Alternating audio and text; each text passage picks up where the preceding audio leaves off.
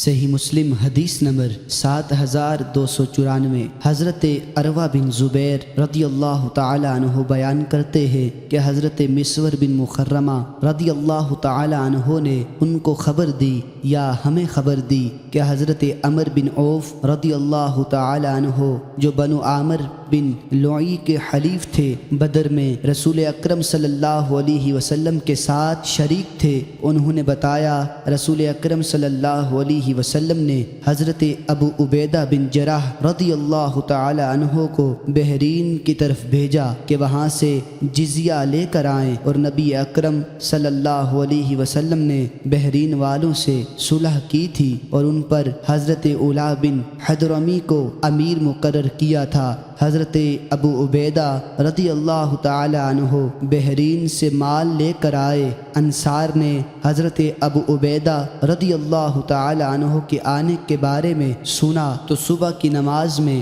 حضور علیہ الصلاۃ والسلام کے ساتھ شریک ہوئے۔ جب آپ نے نماز سے سلام پھیرا تو وہ آپ کے سامنے ہوئے۔ رسول اکرم صلی اللہ علیہ وسلم نے ان کو دیکھ کر تبسم فرمایا، پھر فرمایا میرا خیال ہے تم لوگوں نے سنا کہ ابو عبیدہ رضی اللہ تعالی عنہ بحرین سے کوئی چیز لے کر آئے ہیں۔ انہوں نے عرض کیا جی ہاں یا رسول اللہ۔ آپ نے فرمایا تمہیں خوشی خبری ہے، تمہیں خوشخبری ہو اور اس چیز کی امید رکھو جو تمہارے لیے باعث مسرت ہو، پس اللہ کی قسم مجھے تم پر محتاجی کا خوف نہیں، بلکہ مجھے تم پر اس بات کا ڈر ہے کہ تم پر دنیا کو اس طرح پھیلا دیا جائے جس طرح تم سے پہلے لوگوں پر پھیلا دیا گیا تھا، اور تم اس میں رغبت کرو گے جس طرح ان لوگوں نے رغبت رکھی تھی، تو وہ تمہیں ہلاک کر دے گی جس طرح اس نے ان کو ہلاک کیا تھا۔